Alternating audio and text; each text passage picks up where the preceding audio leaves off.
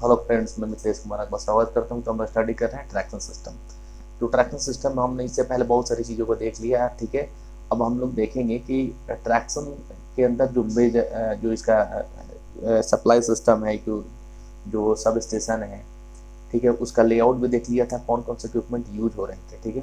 तो then again मैं एक बार फिर से रिपीट कर देता हूँ कि जो इसमें मेजर इक्विपमेंट जो यूज होते हैं ट्रैक्शन सिस्टम के सब स्टेशन के अंदर, ठीक है, तो वो ऑलरेडी इन चीज़ों के बारे में मैंने डिस्कस कर दिया है, ठीक है। कुछ पॉइंट्स और इसमें मैं नोट डाउन करवा देता हूँ। बाकी डिटेल में मैंने आपका जो भी इक्विपमेंट है, लेआउट जहाँ पे अपन कराए थे वहाँ पे इसके जो भी इक्विपमेंट थे 1 बाय 1 करके 7 8 9 10 जो भी इसको पार्ट थे, वो मैंने पूरा डिटेल में एक्सप्लेन कर दिया है, ठीक है। और वहाँ पर नोट डाउन भी करवा दिया है। तो अगर हम लोग फिर से मैं उसी चीज़ को रिपीट कर रहा हूँ, ठीक है, कि अलग से एक टॉपिक दिया हुआ है, ठीक है, तो बार बार एक ही चीज़ को रिपीट करने का कोई मतलब नहीं है, फिर भी मैं यहाँ पे रिपीट कर रहा हूँ। तो इसमें दे रहा है कि मेजर इक्विपमेंट, ठीक है। तो वो कौन कौन से मेजर इक्विपमेंट है जो आपके ट्रैक्शन सिस्टम में आपका यूज होता है, क्लियर। तो मेजर इक्विपमेंट का मतलब जिनका ज़्यादा योगदान है, ठीक है, मतलब उनके बिना काम नहीं हो सकता है। ऐसे तो काम किसी के बिना नहीं हो सकता, ठीक है, बट कुछ चीज़ ऐसे होते हैं जिनका इंपॉर्टेंस बहुत अधिक है, ठीक है। तो इसमें स्पेशली हम लोग 3 मेजर इक्विपमेंट के बारे में हम लोग स्टडी कर रहे हैं, करेंगे। एक तो है आपका ट्रैक्शन ट्रांसफार्मर, दूसरा है आपका सर्किट ब्रेकर, एंड तीसरा है जो इसको बोलते हैं इंटरप्टर, ठीक है। अब देखिए ये मतलब मेजर इक्विपमेंट इसलिए बोला जाए कि पूरा का पूरा जो ट्रैक्शन सिस्टम का जो लेआउट है ना, या पूरा का पूरा ऑपरेशन लगभग लगभग इन पर डिपेंड करता है, ठीक है। सबसे पहले अगर हम लोग बात करें ट्रांसफार्मर की, बात करें ट्रैक्शन ट्रांसफार्मर की, तो ठीक है, तो अपने पे जो सप्लाई आती है, 3 फेज सप्लाई आती है 220 के बी या 132 के बी, ठीक है, 132 के बी या 220 के बी, ठीक है। बट अपने को क्या करना है कि ट्रैक्शन सिस्टम में अपने को 25 के बी चाहिए, वो भी सिंगल फेज चाहिए, ठीक है।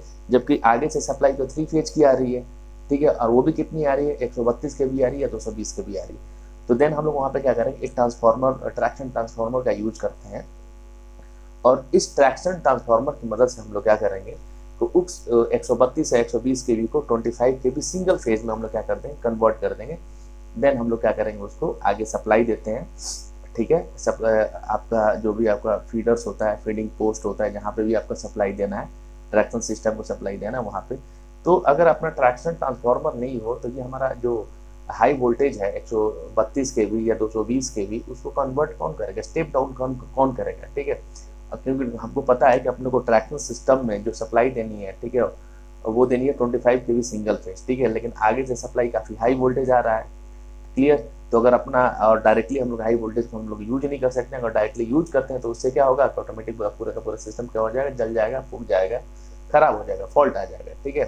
तो देन जो स्टेप डाउन का मेन काम यही करता है ट्रैक्शन ट्रांसफार्मर, ठीक है, इसलिए बहुत जरूरी है। आगे था आपका सर्किट ब्रेकर, ठीक है। जैसे हम लोग बोलते हैं ना कि अपने को स्वस्थ रहना भी बहुत जरूरी है, ठीक है। तो हम लोग क्या करते हैं कि इस तरीके से अपना दिनचर्या कर रखते हैं, इस तरीके से अच्छा खाना खाते हैं, ठीक है, रोज स्नान करते हैं, ताकि एक प्रोटेक्टिव आवरण, एक कवच बना रहे, ठीक है। अगर यही कवच बिगड़ गया तो हम लोग बीमार हो जाते हैं, ठीक है। और बहुत बार ऐसा होता है कि हम लोग काफ़ी बुरे तरीके से अगर बीमार हो तो आदमी मर भी जाता है। उसी तरीके से मान लीजिए आपने सिस्टम तो डेवलप कर दिया, ट्रैक्शन पूरा सब स्टेशन डेवलप कर दिया, सारा काम चल रहा है, लेकिन आपने सर्किट ब्रेकर नहीं लगाया, ठीक है, मतलब उसका प्रोटेक्टिव जो सिस्टम उसको नहीं लगा, तो क्या होगा, अगर तुरंत कहीं फॉल्ट हो जाएगा तो उसको बचाने वाला कौन है, ठीक है। उसको बचाने वाला कौन है, अगर हम लोग नहीं बचा पाएंगे तो 1 मिनट में पूरा का पूरा सिस्टम डैमेज हो जाएगा। देखो कि इसमें जो प्रोटेक्शन है बहुत जरूरी है, ठीक है। क्योंकि मान लो कि जैसे ही हम लोग सप्लाई ऑन करते हैं, ठीक है, कितना किलोमीटर तक सप्लाई तुरंत के तुरंत चला जाता है, ठीक है, सोचो कितना फास्ट है। उसी तरीके से कि अगर हल्का सा भी अगर कुछ फॉल्ट होगा, पूरे पूरे के सिस्टम को क्या कर देगा, तुरंत डैमेज कर देगा, ठीक है। तो देन हम लोग सर्किट ब्रेकर यूज करते हैं, ठीक है। कहीं भी किसी भी इक्विपमेंट के पास में हम लोग सर्किट ब्रेकर इस तरीके से यूज करेंगे, ठीक है। जैसे ट्रांसफार्मर के पास में सर्किट ब्रेकर लगा दिए, क्लियर। कि आगे क्या होगा कि जैसे हम लोग सप्लाई दे रहे हैं, अगर किसी सिस्टम में फॉल्ट हुआ तो देन वहीं पे आपका जो सर्किट ब्रेकर होता है, ठीक है, वो क्या कर देगा, आगे सप्लाई को ट्रिप कर देगा, ठीक है। तो सर्किट ब्रेकर स्पेशली ऑटोमेटिक एक डिवाइस है जिसमें रिलेइंग सिस्टम यूज होता है। इसमें ये होता है कि सर्किट ब्रेकर के में आपका एक रिले सिस्टम वर्क करता है, और रिले सिस्टम का मेन काम क्या है, सिस्टम को मॉनिटर करना, ऑब्जर्व करना, ठीक है।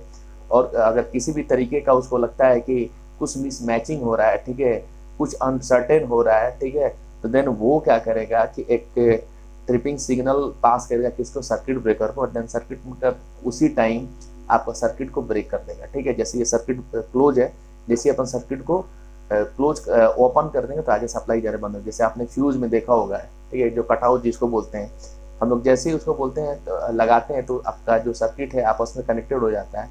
लेकिन जैसे उसको हम लोग जैसे उस कटआउट को या फ्यूज को बाहर निकाल लेते हैं, ठीक है, तो जो आपका सर्किट है ओपन हो जाता है, उसमें करंट नहीं फ्लो हो जाता है, पूरे बोर्ड में सप्लाई नहीं आती है, जो इलेक्ट्रिसिटी वाला बोर्ड होता है। ठीक है, तो उसी तरीके से आपका सर्किट ब्रेकर है कि जैसे ही कुछ फॉल्ट होता है या कुछ भी मतलब कि अनसर्टेनिटी या फॉल्ट कंडीशन आता है, तो उस केस में आपका सर्किट ब्रेकर क्या कर देगा, सर्किट को ब्रेक कर देगा।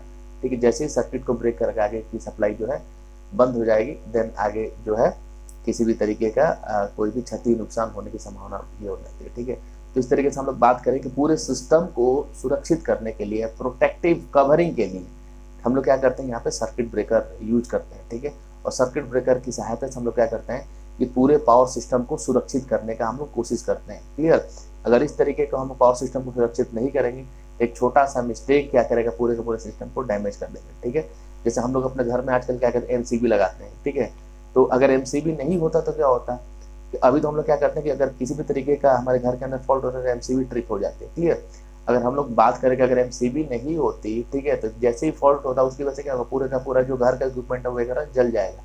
ठीक है, लेकिन एमसीबी होने की वजह से क्या होता है कि हम अपना जैसे ही कोई फॉल्ट हुआ तो देन वहाँ पे क्या होगा, वो ट्रिप हो जाएगा। क्लियर, आगे बात करते हैं इंटरप्टर। इंटरप्टर भी एक तरीके का स्विच है। ठीक है, ये काम क्या करता है कि जो ओवरहेड इक्विपमेंट होता है ना, उसको आपस में जोड़ने का और ओपन करने का काम करता है। ठीक है, और ये जो है कि आपका इंटरप्टर है वो नो लोड कंडीशन में भी काम करता है। ठीक है, जबकि आपका आइसोलेटर था, ठीक है, isolator only no load condition में काम करता है। ठीक है, लेकिन जब हम लोग इंटरप्टर की बात किए थे तो इसमें ऑयल कंटेंट होता है, जिसकी वजह से क्या होता है, जो सर्किट को क्लोज और ओपन करने में जो आर्किंग होती है, ठीक है, तो ऑयल कंटेंट होने से जो आर्किंग की समस्या है इंटरप्टर में दूर कर सकते हैं हम लोग। इसलिए जो इंटरप्टर है आपका ऑन लोड पे वर्क करता है। क्लियर, मतलब जस्ट लाइक एक स्विच है ये। ठीक है, इसका मेन काम क्या है कि ओवर इक्विपमेंट को क्लोज या ओपन करना। ठीक है, जैसे हम लोगों ने पढ़ा अभी जब हम लोग सेक्शनिंग, सब सेक्शनिंग एंड एलिमेंट्री सेक्शन पढ़ रहे थे, तो वहाँ पे इंटरप्टर्स लगा हुआ था। इंटरप्टर की सहायता से हम लोग क्या कर रहे थे कि कैसे अपने ओवरऑल इक्विपमेंट को जोड़ के सप्लाई को एक जगह से दूसरी जगह दे रहे थे। ठीक है, अगर मेरा कंडीशन कंटिन्यूअस है तो वो आपका क्या रहेगा, इंटरप्टर आपका ओपन है। जैसे अगर कोई इमरजेंसी केस आया और अप वाले लाइन से डाउन में देना है या डाउन वाले लाइन से अप में देना है, तो इंटरप्टर वहाँ पे क्या हो जाएगा, सिंपली क्लोज हो जाएगा। ठीक है, और देन हम लोग सप्लाई को वहाँ पे दूसरे सिस्टम में दे सकते हैं। ठीक है, तो इस तरीके से ये तीनों का इक्विपमेंट है जो कि अपना स्पेशली इसको बोलते हैं major equipment using traction sub station. Clear, तो देख लीजिए वन बाय वन करके मैं कुछ पॉइंट्स है इसमें। ठीक है, बाकी डिटेल्स में मैंने ऑलरेडी इनके बारे में लिखवा दिया है, पॉइंट आउट करवा दिया है। ठीक है, तो कुछ पॉइंट्स और है, इसको आप लोग देख लीजिए। क्लियर, देखिए कि पहला है आपका ट्रांसफार्मर मेजर इक्विपमेंट में, दूसरा है आपका सर्किट ब्रेकर एंड तीसरा है आपका इंटरप्टर। क्लियर, तो देखिए यहाँ पे पहला का पॉइंट है design to suit severe operating condition. ठीक है, मतलब कि ये क्या आता है कि इस तरीके से इसको डिजाइन किया जाता है कि ठीक है कि ये सीवियर कंडीशन में भी क्या हो सकता है, ऑपरेट हो सकता है। ठीक है, इस तरीके से इसको मतलब कि डिजाइन किया जाता है। क्लियर, आगे देखिए high short time peak capacity. ठीक है, मतलब इसका शॉर्ट टाइम पीक कैपेसिटी क्या होता है, वो हाई होता है। इसलिए इस तरीके से आपका यहाँ से एक ऑब्जेक्टिव क्वेश्चन पूछा जा सकता है कि जो आपका ट्रैक्शन ट्रांसफार्मर का जो आपका शॉर्ट टाइम पीक कैपेसिटी होता है वो कैसा आता है, लो हाई मीडियम। ठीक है, तो जो ट्रांसफार्मर होता है, ठीक है, उसकी शॉर्ट टाइम पीक कैपेसिटी क्या होती है, काफ़ी ज़्यादा हाई होती है। ठीक है, और अभी आपका एक सब्जेक्ट है स्विच गियर एंड प्रोटेक्शन, उसमें और डिटेल में आप इस तरीके से पढ़ोगे। ठीक है, सर्किट ब्रेकर वगैरह के बारे में। ठीक है, इस तरीके से शॉर्ट टाइम क्या होता है, ठीक है, किसी भी सर्किट ब्रेकर की मेकिंग कैपेसिटी क्या होती है, सर्किट ब्रेकर की ब्रेकिंग कैपेसिटी क्या होती है, बहुत सारा जो मतलब कि प्रोटेक्टिंग इक्विपमेंट जो हमारे सिस्टम में यूज हो रहा है। ठीक है, तो वो आप सब्जेक्ट है स्विच गियर एंड प्रोटेक्शन, उसमें और डिटेल में हम लोग पढ़ोगे। ठीक है, इसके बाद देखिए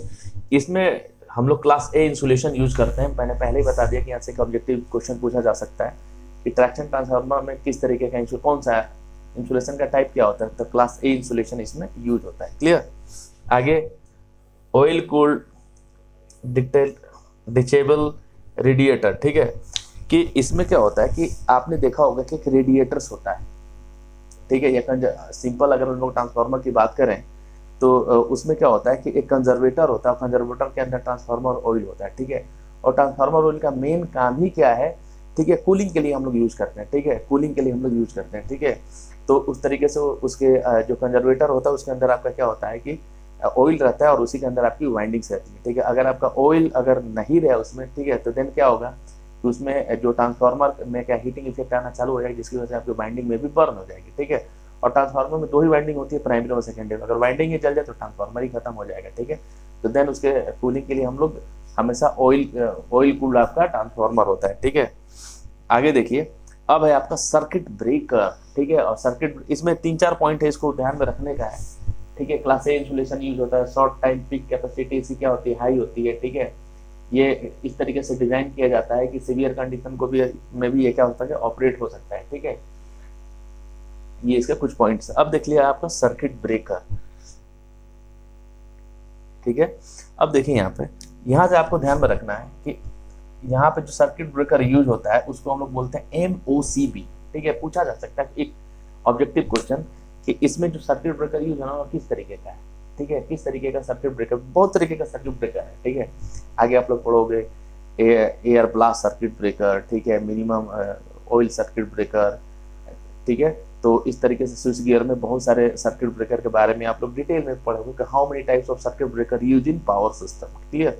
तो देन वहाँ पे आप लोग बहुत सारे, जैसे एक होता है vacuum type SF6 type circuit breaker, ठीक है, एक होता है air blast circuit breaker, clear. तो इस तरीके से हम लोग बात करें कि यहाँ पे जो ट्रैक्शन सिस्टम के अंदर जो सर्किट ब्रेकर यूज हो रहा है उसका नाम है MOCB। अगर डिटेल में अगर इसका फुल फॉर्म हो गया मिनिमम ऑयल सर्किट ब्रेकर। तो यहाँ से क्वेश्चन आपसे पूछा जा सकता है कि जो ट्रैक्शन सब स्टेशन के अंदर जो सर्किट ब्रेकर यूज हो रहा है वो कौन सा टाइप है, तो उसका नाम है minimum oil circuit breaker, clear. आगे देखिए इसका काम, in case of fault in OHE, अब आपको ध्यान में आ गया अगर OHE का मतलब ओवरहेड इक्विपमेंट, ठीक है। In case of fault in overhead equipment, CB का मतलब circuit breaker on feeder side operate, ठीक है। कि अगर मान लीजिए कि जो अपना ओवरहेड इक्विपमेंट है, ठीक है, उसमें किसी भी तरीके का अगर फॉल्ट होता है तो जो फीडर साइड का जो सर्किट ब्रेकर है ना वो क्या हो जाएगा, वो आपका सिंपली ऑपरेट हो जाएगा, क्लियर। क्योंकि जो आपकी सप्लाई कहाँ जा रही है, फीडर से ही तो आगे जा रही है, क्लियर। तो वहां पे ध्यान में रखने का, in case of fault in overhead equipment, अगर ओवरहेड इक्विपमेंट में अगर फॉल्ट होता है तो जो आपका फीडर के साइड में जो सर्किट ब्रेकर लगा हुआ है ना, ठीक है, वो आपका क्या हो जाएगा, वो ट्रिप हो जाएगा, ठीक है। तो circuit breaker on feeder side operate, ठीक है, मतलब ऑपरेट हो जाएगा, ट्रिप कर देगा, सर्किट को ब्रेक कर देगा। आगे देखें, in case of fault on input side, ठीक है, अगर मान लीजिए कि जहाँ पे जो अपना इनपुट साइड है जहाँ से अपन सप्लाई ले रहे हैं, ठीक है, अगर उस साइड में आपका फॉल्ट हो रहा है, ठीक है, लाइन सर्किट ब्रेकर ट्रिप्स, ठीक है। तो यहाँ से 2 क्वेश्चन सॉल्व हो गए। अगर ओवरहेड इक्विपमेंट में अगर किसी भी तरीके का फॉल्ट होता है तो कोई पूछ सकता है किस साइड का सर्किट ब्रेकर ट्रिप होगा, क्लियर। तो वहाँ पे क्या होगा, फीडर साइड का सर्किट ब्रेकर ट्रिप हो जाएगा, ठीक है। अगर इनपुट साइड में इन केस ऑफ फॉल्ट और input side line circuit breaker trip, ठीक है, तो जो आपका लाइन के अंदर जो सर्किट इनपुट जहाँ से आ रहा है, ठीक है, तो इनपुट साइड में अगर कोई प्रॉब्लम है तो उस साइड में जो सर्किट ब्रेकर लगा हुआ है, ठीक है, उसको बोलते हैं लाइन सर्किट ब्रेकर, वो क्या हो जाएगा, ट्रिप हो जाएगा, क्लियर। अब हम लोग बात करते हैं